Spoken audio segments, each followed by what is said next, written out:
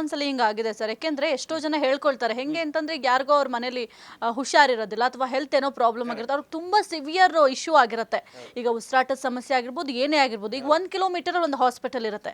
ಆದ್ರೆ ಮೇಡಮ್ ಅಲ್ಲಿ ಚೆನ್ನಾಗಿ ನೋಡಲ್ಲ ಸರ್, ಅಲ್ಲಿ ಚೆನ್ನಾಗಿ ನಿಮಗೆ ಟ್ರೀಟ್ಮೆಂಟ್ ಸಿಗಲ್ಲ, ನಾನು ಬೇರೆ ಕಡೆ ಕರ್ಕೊಂಡು ಹೋಗ್ತೀನಿ ಅಂತ ಎಷ್ಟೋ ಬಾರಿ ಎಷ್ಟೋ ಜನ ಈ ಒಂದು ವಿಚಾರ ಕೂಡ ಶೇರ್ ಮಾಡ್ಕೊಂಡಿದ್ದಾರೆ. ಅಲ್ಲಿ ಕರ್ಕೊಂಡು ಹೋಗ್ತಾರೆ ಅಂದ್ರೆ ಅವ್ರಿಗೆ ಬೇಕಾಗಿದ್ದ ಹಾಸ್ಪಿಟಲ್ಗೆ ಕರ್ಕೊಂಡು ಹೋಗ್ತಾರೆ ವಿನಃ ಇಲ್ಲಿ ಹತ್ರದಲ್ಲಿರೋ ಹಾಸ್ಪಿಟಲ್ಗೆ ಕರ್ಕೊಂಡು ಹೋಗಲ್ಲ. ಹಾಗಾದ್ರೆ ಅವ್ರಿಬ್ರು ಏನಾದ್ರು ಮಾತನಾಡ್ಕೊಂಡಿರ್ತಾರ, ನೀನು ಇಷ್ಟು ಇದರ ಏನಾದ್ರು ಪೇಷಂಟ್ಸ್ನ ಕರ್ಕೊಂಡು ಬಂದು ನಮ್ಮ ಹಾಸ್ಪಿಟಲ್ಗೆ ಸೇರಿಸಿದ್ರೆ ಇಷ್ಟು ಕಮಿಷನ್ ಕೊಡ್ತೀವಿ, ಆ ಥರ ಏನಾದರೂ ಆಗಿರುತ್ತೆ ಸರ್? ಖಂಡಿತವಾಗ್ಲೂ ಒಬ್ಬ ಡಾಕ್ಟರ್ ಆಗಿ ನಾನು ಇದನ್ನು ಎಕ್ಸ್ಪೋಸ್ ಮಾಡದೇ ಇದ್ರೆ ನನ್ನ ತಪ್ಪಾಗುತ್ತೆ, ನನ್ನ ಆತ್ಮಸಾಕ್ಷಿಗೆ ಸುಳ್ಳು ಮಾಡ್ದಂಗೆ ಆಗುತ್ತೆ. ಈ ಡಾಕ್ಟರ್ಸ್ಗೂ ಆ ಹಾಸ್ಪಿಟಲ್ಸ್ಗೂ ಈ ಆಂಬುಲೆನ್ಸ್ದವ್ರು ಅವ್ನಿಗೆ ಟೈಅಪ್ ಇರುತ್ತೆ. ನಿಜವಾಗ್ಲೂ ಏನಂದರೆ ಈಗ ನಿಯರ್ ಬೈ ಇರೋವಂಥದ್ದು, ಈಗ ಎಮರ್ಜೆನ್ಸಿ ಏನಾದರೂ ಆಗಿದ್ರೆ ಆ ವ್ಯಕ್ತಿಗೆ ತುರ್ತಾಗಿ ಟ್ರೀಟ್ಮೆಂಟ್ ಸಿಗಬೇಕಾಗಿದೆ. 15ರಿಂದ 20 ನಿಮಿಷದಲ್ಲಿ ಗೋಲ್ಡನ್ ಅವರ್ ಅಂತಾರೆ. ಗೋಲ್ಡನ್ ಅವರ್ ಜೀವ ಉಳಿಸುವ ಸಮಯ ಅದು. ಆ ಟೈಮಲ್ಲಿ ಅವನ್ನ ಆಸ್ಪತ್ರೆಗೆ 2 ಕಿಲೋಮೀಟರ್ ಆಸ್ಪತ್ರೆಗೆ ಸೇರಿಸಿದ್ರೆ ಅವ್ನ ಪ್ರಾಣ ಉಳಿದೋಗುತ್ತೆ.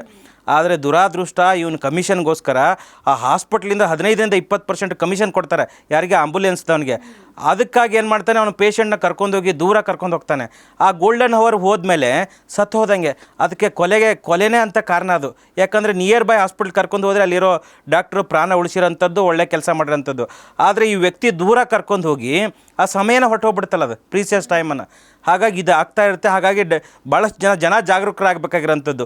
ತಕ್ಷಣ ನಿಯರ್ ಬೈ ಹಾಸ್ಪಿಟ್ಲ್ಗೆ ಕರ್ಕೊಂಡು ಹೋಗಿ ಅಂತ ಅವ್ರಿಗೆ ಇನ್ಸಿಸ್ಟ್ ಮಾಡೋಂಥದ್ದು. ಒಳ್ಳೆಯದು ಕೆಟ್ಟದ್ದು ಅಂತ ಏನಿಲ್ಲ. ಈಗ ನಮ್ಗೆ ತುರ್ತಾಗಿರುವಾಗ ತುರ್ತು ಪರಿಸ್ಥಿತಿಯಲ್ಲಿ ಯಾವ್ದು ಆಸ್ಪತ್ರೆ ಸಿಗುತ್ತೆ ಅಲ್ಲಿ ಚಿಕಿತ್ಸೆ ತಗೊಳ್ಳೋಂಥದ್ದು. ಒಂದ್ಸಲಿ ಹಿಂಗಾಗಿದೆ ಸರ್. ಯಾಕೆಂದ್ರೆ ಎಷ್ಟೋ ಜನ ಹೇಳ್ಕೊಳ್ತಾರೆ ಹೆಂಗೆ ಅಂತಂದ್ರೆ ಈಗ ಯಾರಿಗೋ ಅವ್ರ ಮನೇಲಿ ಹುಷಾರಿರೋದಿಲ್ಲ ಅಥವಾ ಹೆಲ್ತ್ ಏನೋ ಪ್ರಾಬ್ಲಮ್ ಆಗಿರುತ್ತೆ, ಅವ್ರಿಗೆ ತುಂಬಾ ಸಿವಿಯರ್ ಇಶ್ಯೂ ಆಗಿರುತ್ತೆ. ಈಗ ಉಸಿರಾಟದ ಸಮಸ್ಯೆ ಆಗಿರ್ಬೋದು, ಏನೇ ಆಗಿರ್ಬೋದು. ಈಗ 1 ಕಿಲೋಮೀಟರ್ ಒಂದು ಹಾಸ್ಪಿಟಲ್ ಇರುತ್ತೆ.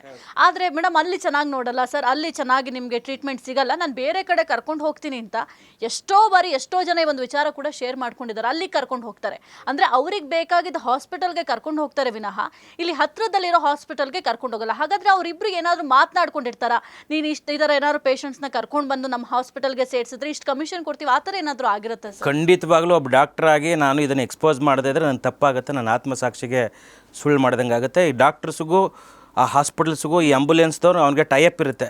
ನಿಜವಾಗ್ಲೂ ಏನಂದರೆ ಈಗ ನಿಯರ್ ಬೈ ಇರೋವಂಥದ್ದು, ಈಗ ಎಮರ್ಜೆನ್ಸಿ ಏನಾದರೂ ಆಗಿದ್ರೆ ಆ ವ್ಯಕ್ತಿಗೆ ತುರ್ತಾಗಿ ಟ್ರೀಟ್ಮೆಂಟ್ ಸಿಗಬೇಕಾಗಿದೆ. 15ರಿಂದ 20 ನಿಮಿಷದಲ್ಲಿ ಗೋಲ್ಡನ್ ಅವರ್ ಅಂತಾರೆ. ಗೋಲ್ಡನ್ ಅವರ್ ಜೀವ ಉಳಿಸುವ ಸಮಯ ಅದು. ಆ ಟೈಮಲ್ಲಿ ಅವನ್ನ ಆಸ್ಪತ್ರೆಗೆ 2 ಕಿಲೋಮೀಟರ್ ಆಸ್ಪತ್ರೆಗೆ ಸೇರಿಸಿದ್ರೆ ಅವ್ನ ಪ್ರಾಣ ಉಳಿದೋಗುತ್ತೆ.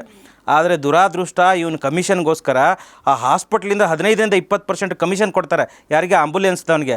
ಅದಕ್ಕಾಗಿ ಏನು ಮಾಡ್ತಾನೆ, ಅವನು ಪೇಷಂಟ್ನ ಕರ್ಕೊಂಡೋಗಿ ದೂರ ಕರ್ಕೊಂಡು ಹೋಗ್ತಾನೆ. ಆ ಗೋಲ್ಡನ್ ಅವರ್ ಹೋದ್ಮೇಲೆ ಸತ್ತು ಹೋದಂಗೆ. ಅದಕ್ಕೆ ಕೊಲೆನೇ ಅಂತ ಕಾರಣ ಅದು. ಯಾಕಂದರೆ ನಿಯರ್ ಬೈ ಹಾಸ್ಪಿಟ್ಲ್ ಕರ್ಕೊಂಡು ಹೋದರೆ ಅಲ್ಲಿರೋ ಡಾಕ್ಟ್ರು ಪ್ರಾಣ ಉಳಿಸಿರೋಂಥದ್ದು, ಒಳ್ಳೆ ಕೆಲಸ ಮಾಡಿರೋಂಥದ್ದು. ಆದರೆ ಈ ವ್ಯಕ್ತಿ ದೂರ ಕರ್ಕೊಂಡು ಹೋಗಿ ಆ ಸಮಯನ ಹೊಟ್ಟೋಗ್ಬಿಡ್ತಲ್ಲ, ಅದು ಪ್ರೀಸಿಯಸ್ ಟೈಮನ್ನು. ಹಾಗಾಗಿ ಇದು ಆಗ್ತಾ ಇರುತ್ತೆ. ಹಾಗಾಗಿ ಭಾಳಷ್ಟು ಜನ ಜಾಗರೂಕರಾಗಬೇಕಾಗಿರೋಂಥದ್ದು.